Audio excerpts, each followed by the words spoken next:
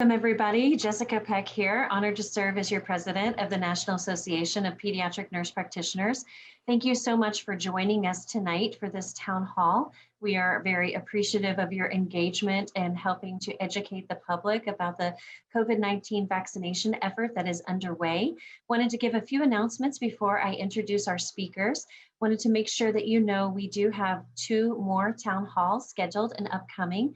Our next one will feature Sarah Martin, a psychiatrist, a child psychiatrist here from Texas, who will be talking about access to mental health care through primary care, and will be giving you resources to use in your practice as we see more and more mental health presentations and how you respond to those effectively.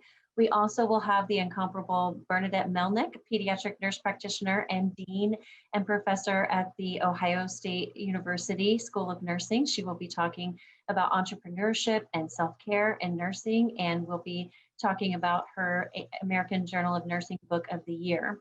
We also on Wednesday night have a candidate forum for you. We would love to have you join and meet all of our candidates for the executive board and for office. So you will have a question and answer session on Wednesday night. You can register for that. We would love to see you all at the virtual conference on pediatric healthcare that will be held March 24th through the 27th, where we will have the largest gathering of advanced practice registered nurses who are pediatric focused in the entire world. So that is exciting. You won't want to miss it. We will have over 80 sessions of continuing education for you, and you can access all of them on demand for an extended period of time. Whereas that's a new thing for us, because usually when we go to conference, you have to pick and choose. This, you can pick and choose everything, and you can go to all the sessions, and we would love to have you do that. As a kind of fun thing, we're going to have a trivia night, one of those nights of conference to benefit NAPNAP Foundation, NAPNAP Partners for Vulnerable Youth. You can do that for a $20 add-on to your registration. So if you've already registered, but you'd like to join us for our trivia night, you can just go into your profile and click on change registration and add that fun event for just $20. Lastly, we would love to invite you to join us for our second season of TeamPeds Talks, our new podcast. You can find it on Google, Anchor, Spotify, Apple, on our website, napnap.org or PedsCE. Our second series is going to focus on child mental health, and we have a great lineup of guests for you already, and that will air starting tomorrow in the morning. Having said all of those exciting things, the exciting thing we have going on tonight is we have 2 guests joining us who will be giving us some great information about the Moderna COVID-19 vaccine. And we didn't even plan this, but I did get my second Moderna COVID-19 vaccine, my booster last Wednesday, and I am feeling great and grateful for the immunity I know that my body is working to build. So grateful for that. We have our first guest is Patricia Novy, who is Senior Director of Medical Affairs at Moderna. Patricia joined Moderna as the Senior Director of Medical Affairs in October of 2020. Previously, Dr. Novi worked at GlaxoSmithKline in a range of medical affairs leadership roles with responsibility for the meningococcal vaccine portfolio. She also served on the board of directors for the Unity Consortium, an organization focused on improving adolescent health through focusing on preventive care. Prior to joining GSK, Dr. Novi served as Senior Medical Science Liaison with Novartis Vaccines with a focus on education around the clinical data to support the practical use of the vaccines by providers in the clinic.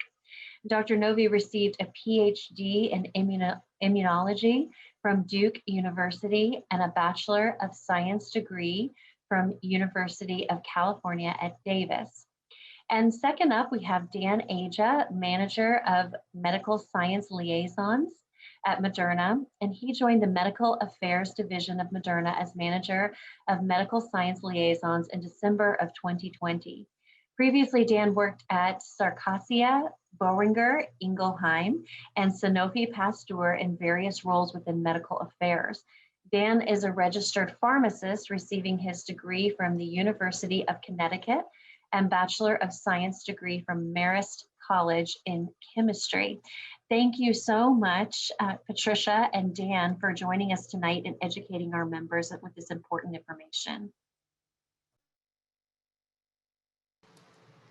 Thank you guys very much for having us. We really appreciate this opportunity. I'm going to go ahead and share my screen.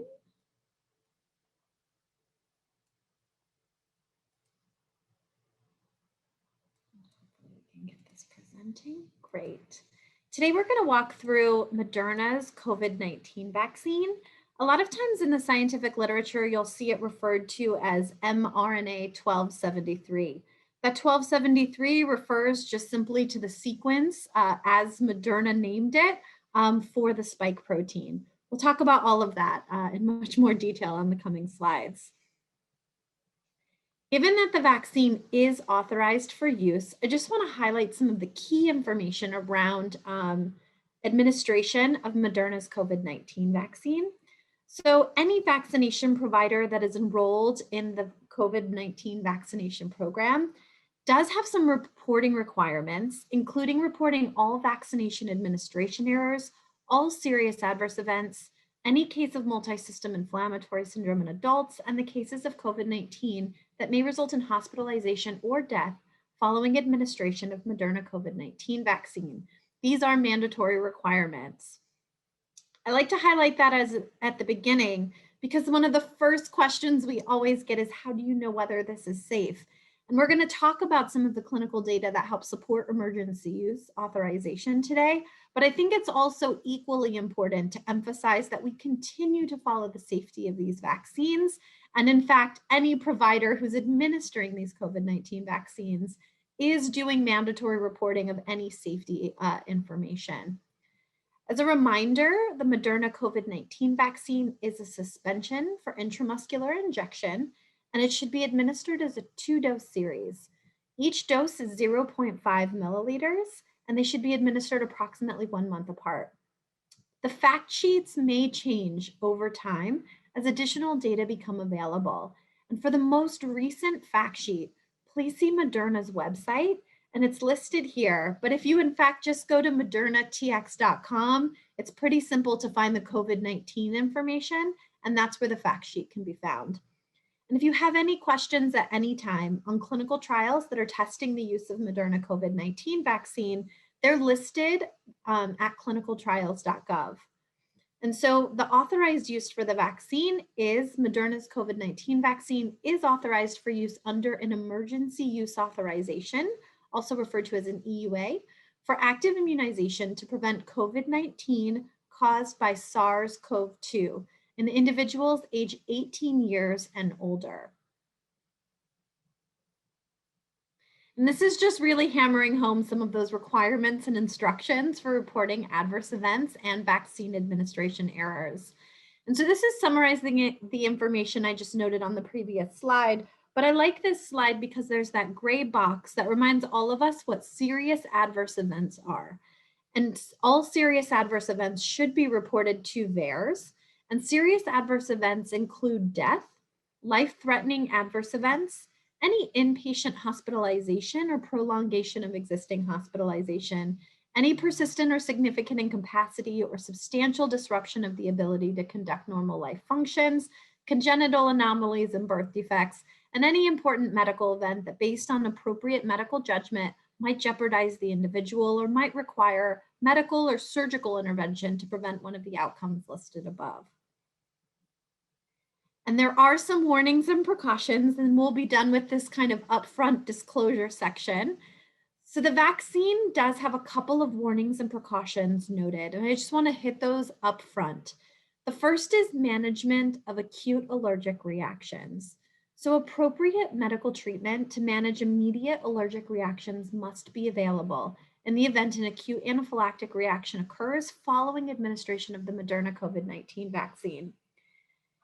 We get a lot of questions around how to manage individuals who may have a history of allergies to different things like shellfish or previous injections.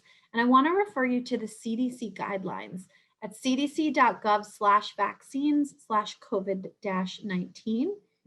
There's a really nice flow chart that kind of walks through some of the considerations and the time for monitoring vaccine recipients. And that's really helpful in terms of thinking about patient flow and how to manage patients who may have a history of allergic reactions to other things. In terms of altered immunocompetence, immunocompromised persons, including people receiving immunosuppressive therapies, may have diminished responses to the Moderna COVID-19 vaccine. And of course, the Moderna COVID-19 vaccine may not protect all vaccine recipients.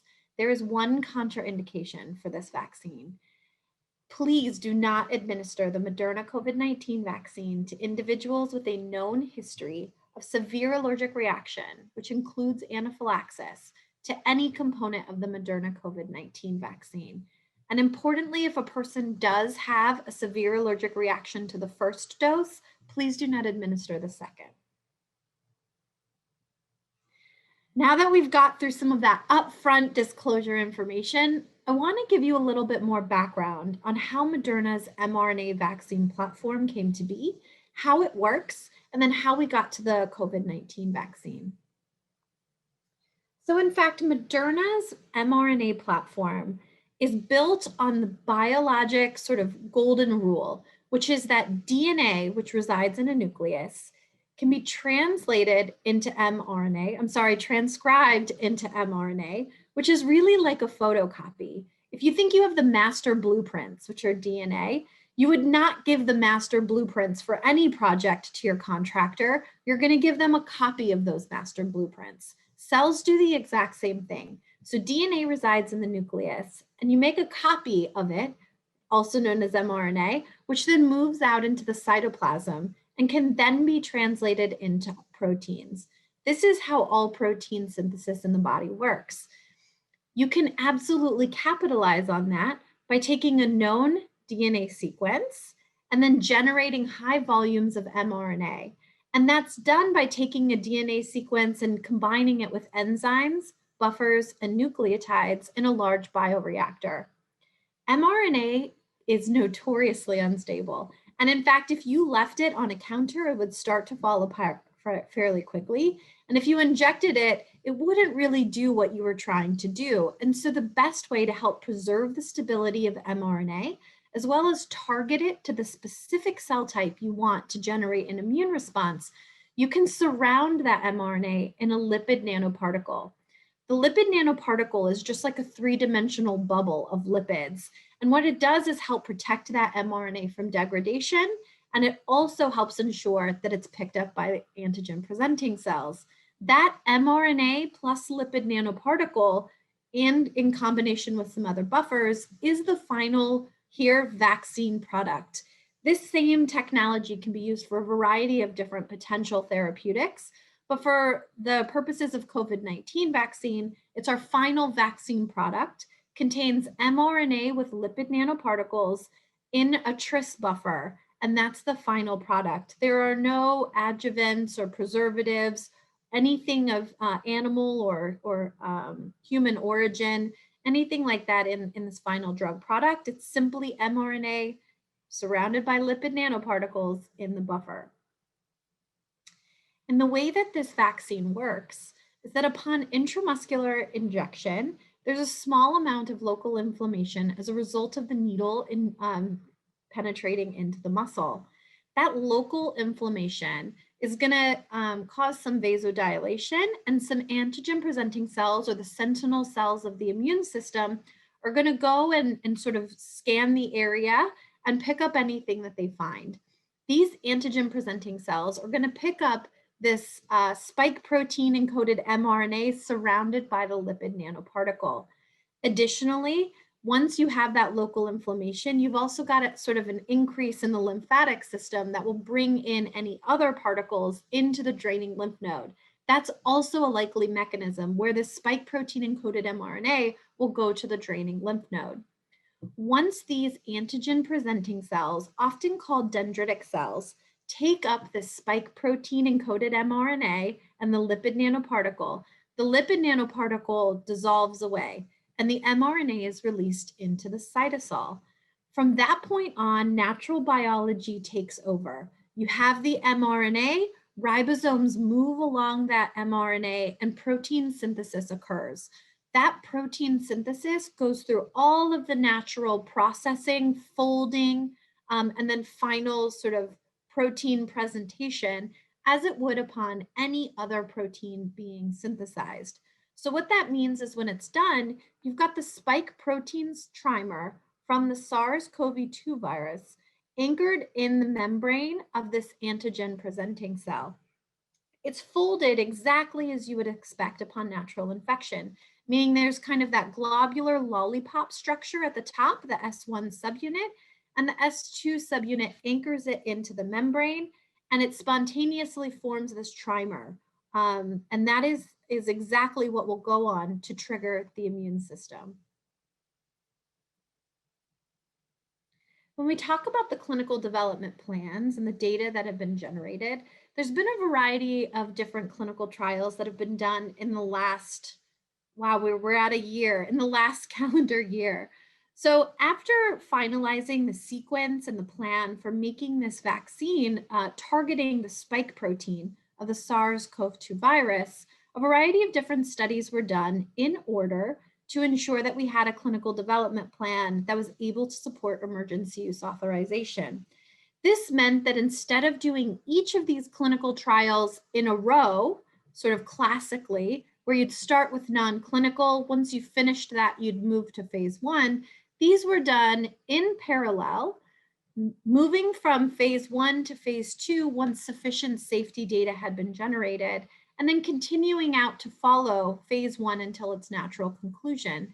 Similarly, phase 2 continues. And if you look at the calendar of February 2021, you'll note that in fact, we continue to generate phase 1 clinical trial data, phase 2 clinical trial data. These are where some of the persistence information are likely to come as we move forward, as well as the continuation of the pivotal phase 3 trial.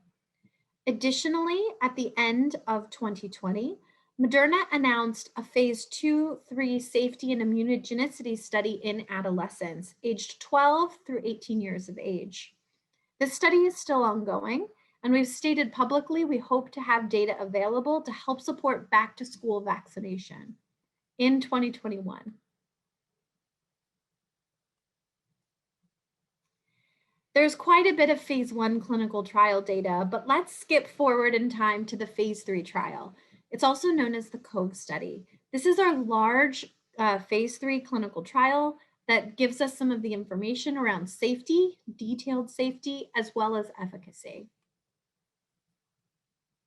And the way this trial was designed is it's a phase 3 randomized, stratified, observer blind, placebo-controlled study.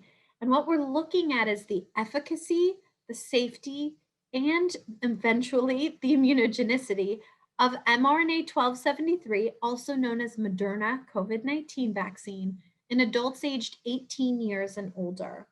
So this phase 3 study does not include any individuals younger than 18 years of age.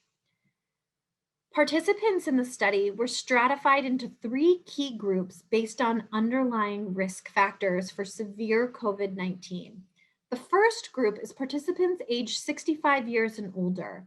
This is a group because participants aged older are at an increased risk for severe COVID-19.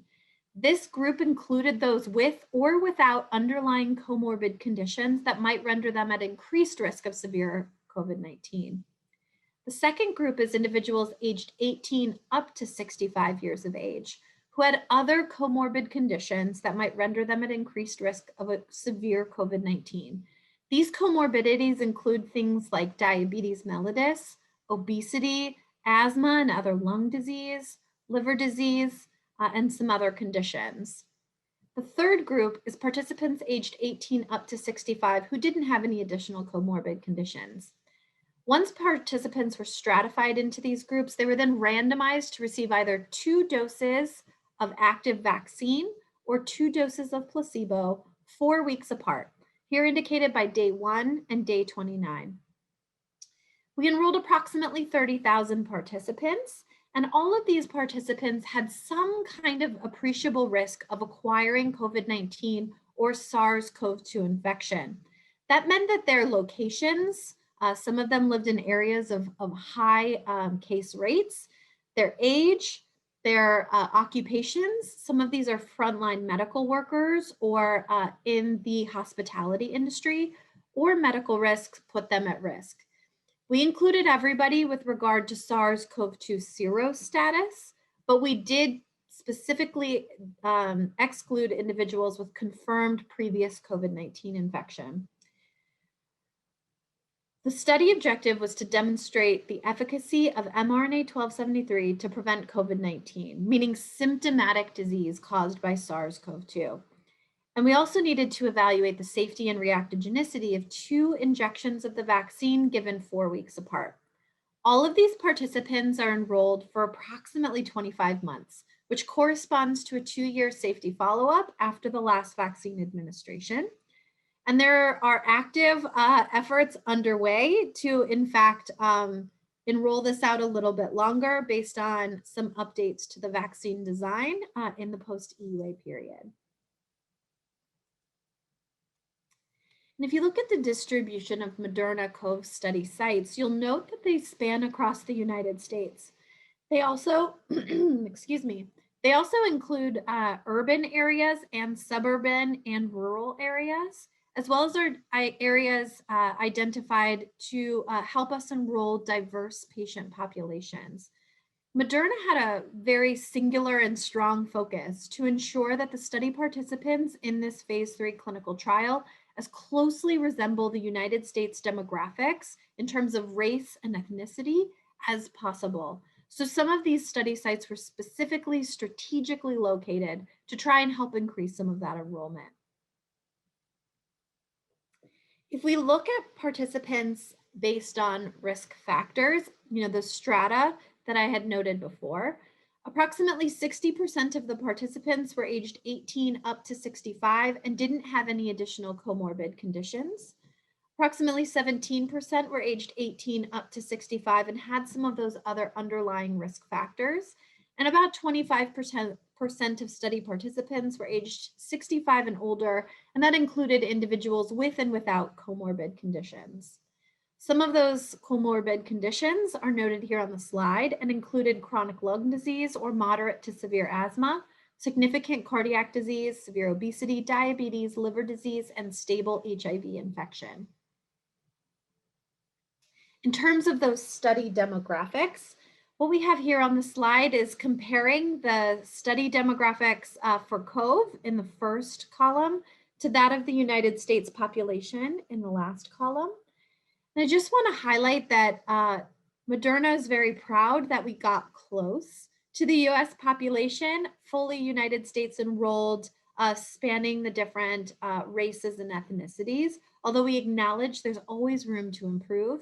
And of course, significant efforts will continue as we move forward in other clinical development plans to try to replicate this or do even better at ensuring we enroll diverse patient populations.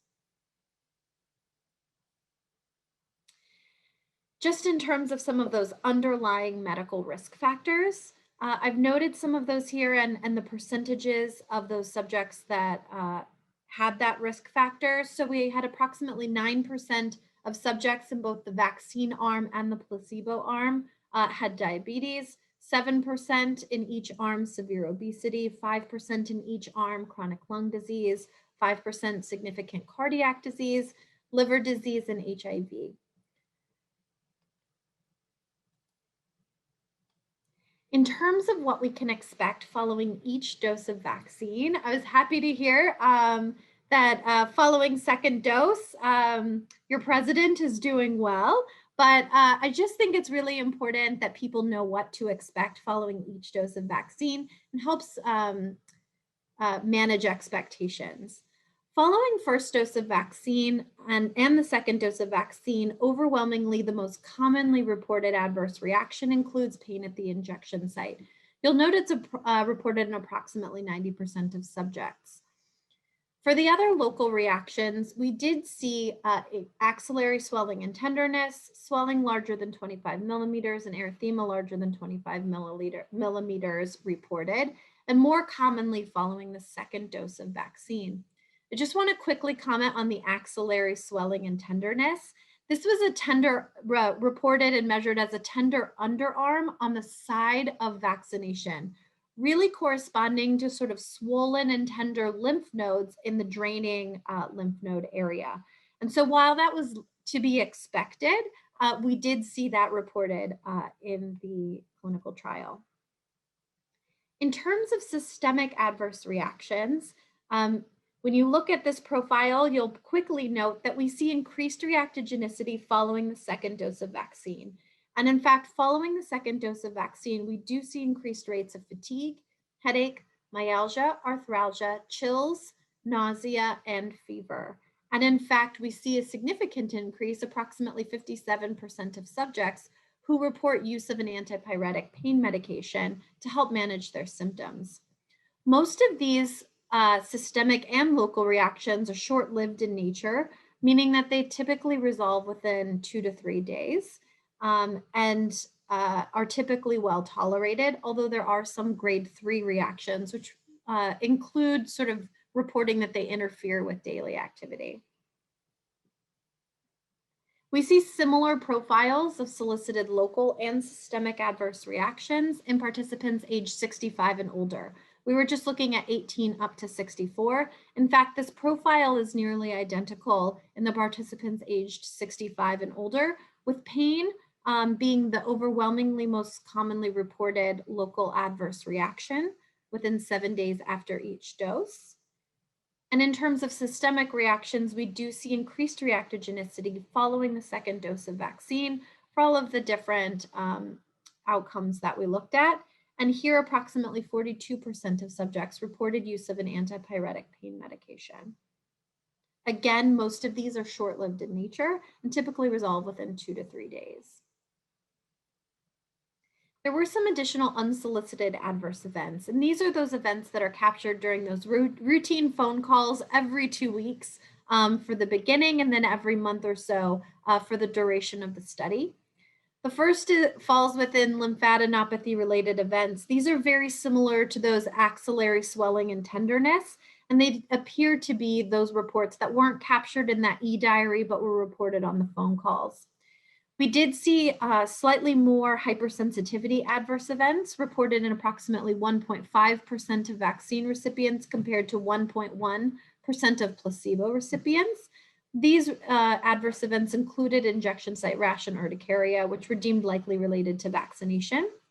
In terms of Bell's palsy, there were 3 reports in the vaccine group on days 22, 28, and 32 after vaccination, and 1 report in the placebo group on day 17. This information is not sufficient to determine any causal relationship with the vaccine, and Bell's palsy is an adverse event of special interest in the post-marketing safety follow-up. In total, approximately 23.9% of the vaccinated group and 21.6% of the placebo group reported unsolicited adverse events within 28 days following each injection. In terms of use in specific populations, a common question is often about pregnancy. And I first need to summarize that available data on the vaccine administered to pregnant women are not sufficient to inform any vaccine-associated risks in pregnancy. There is a developmental toxicity study, often called a DART study. And what was done there is a concentrated vaccine formulation, so smaller volume, 0.2 milliliters, containing the same amount of mRNA and all of the other ingredients in a single human dose of Moderna COVID-19 vaccine, was administered to female rats intramuscularly on days 28 and 14 prior to mating and on gestation days 1 and 13.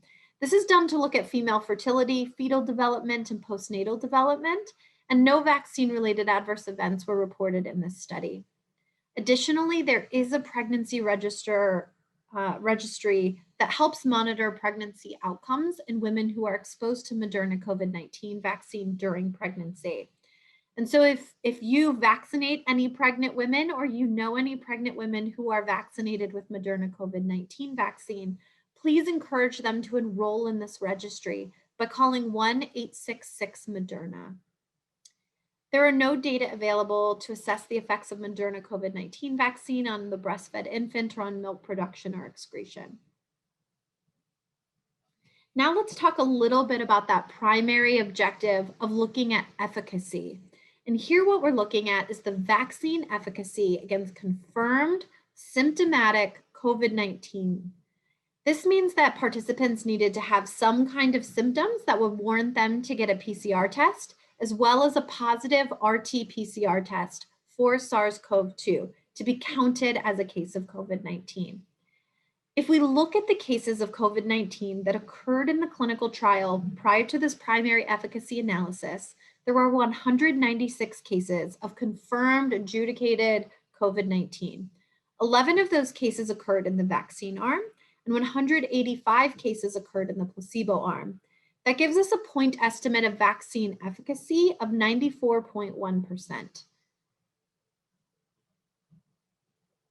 If you do some additional subgroup analyses, including stratifying by age and by risk, by sex, whether or not there were comorbidities, as well as by race and ethnicity, we see similar point estimates of efficacy across all of these different subgroup analyses.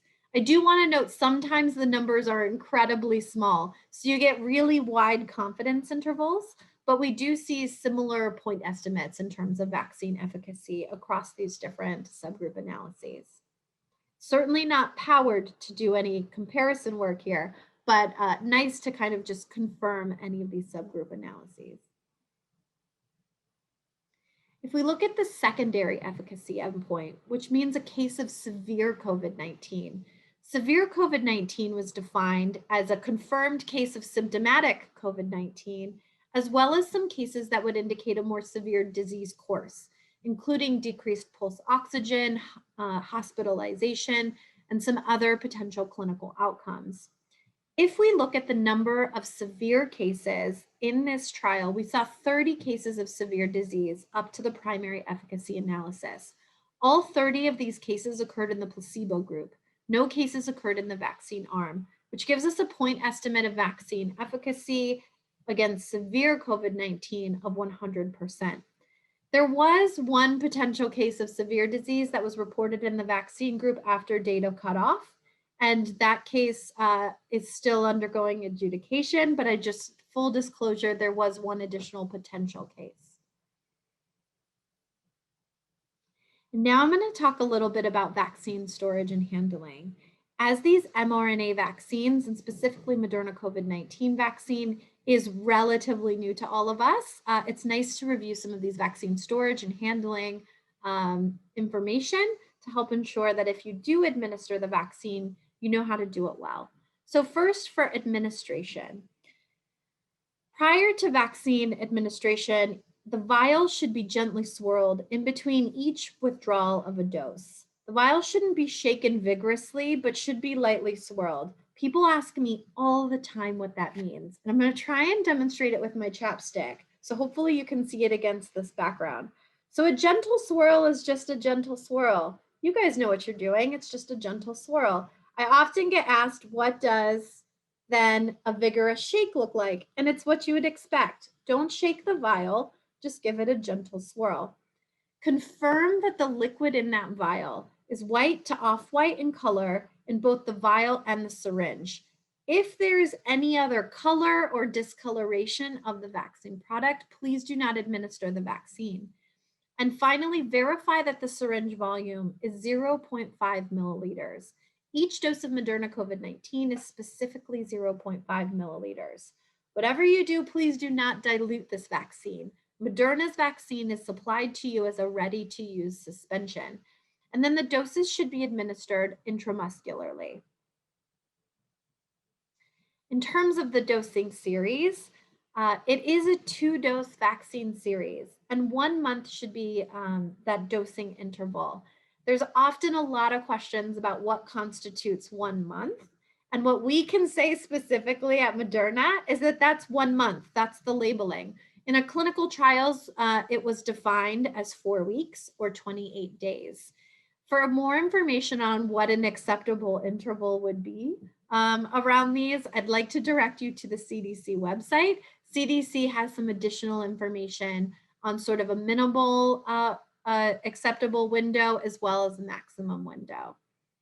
There are no data available on the interchangeability of the Moderna COVID-19 vaccine with other COVID-19 vaccines to complete the series. So anyone who starts the series with Moderna COVID-19 vaccine should finish their COVID-19 series with the Moderna product. Moderna's website, the healthcare provider facing website, has a couple of different resources that could help you if you're starting to administer this or have some of these discussions. I encourage you to just check out that website. There's patient fact sheets, quick explainer videos on what mRNA is and how the vaccine was designed, as well as a resource that's a printable dosing and schedule resource, which includes some of the graphics on the screen, on the screen highlighting the schedule, as well as a full explainer on storage and handling. And now let's just talk a little bit about storage. This has been a hot topic since COVID-19 vaccines have been moving forward. And of course, it's important to remember that these vaccines are shipped frozen. So Moderna's vaccine is distributed through McKesson. And when you receive the vaccine, there's a temperature tail. And once you press that and get the thumbs up, there's a couple of different options for local storage. The first is it can be placed in a freezer at -25 to -15 degrees Celsius, sort of a standard freezer temperature, up until the date of expiration. So the freezer is your best bet for long-term storage if you need to for the vaccine, because it can be stored there until it expires. If a freezer is not available, or if you will be using that vaccine soon, you can store this vaccine in the refrigerator. This vaccine is refrigerator stable, target 2 to 8 degrees Celsius for up to 30 days. If you choose to store the vaccine in the refrigerator at any point, it's a good idea to mark the box or on the vial, whichever you prefer. I think the box is probably a little more simple, when it was moved into the refrigerator. So you can help keep track of that 30-day timeline. Finally, the vaccine is stable at room temperature for up to 12 hours.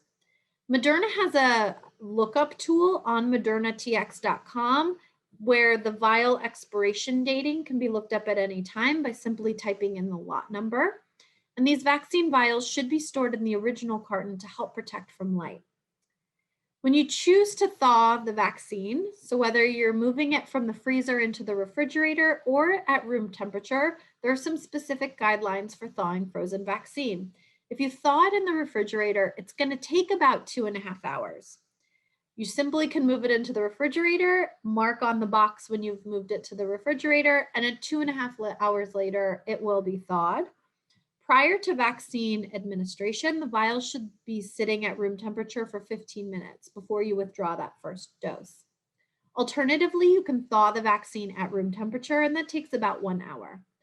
Whatever you do, please don't refreeze any thawed vials. It's like a one-way traffic. Once it's moved from the freezer into the refrigerator or at room temperature, it cannot go back into the freezer.